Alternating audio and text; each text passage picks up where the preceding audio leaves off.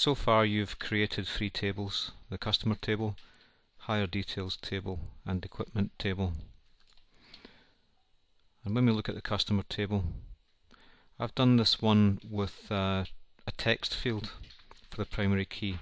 Now it does work. It's better if you use a numbers field, but if you've already done a text field, that's okay. We should still be able to join it up as long as the foreign key field is the same.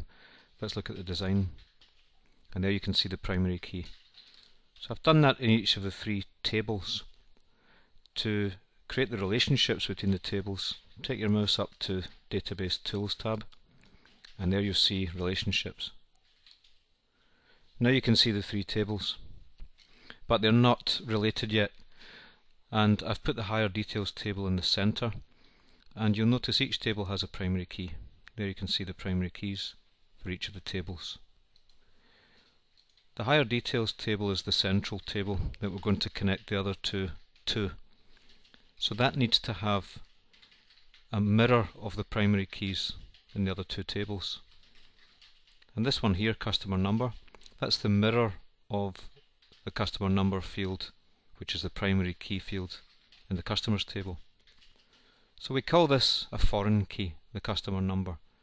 Customer number in the customers table is the primary key. Customer number in the hire details table is the foreign key. And I'm just going to drag the primary key to the foreign key.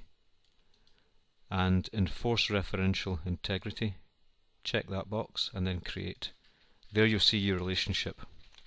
And that symbol here and that symbol here, that means one to many. So one customer can have many hires. Let's do the same thing for the primary key in the equipment table. Drag that to the foreign key of the same name in the hire details table. Enforce referential integrity and create. Now you've created your 3 tables. When you're doing your assessment, you'll be asked to test if everything works, and one way you can do that is to create a query, and that's what we'll do in the next video. We'll create a query which runs through the 3 tables, and if there's any problem with the connection between the tables, the query won't work properly.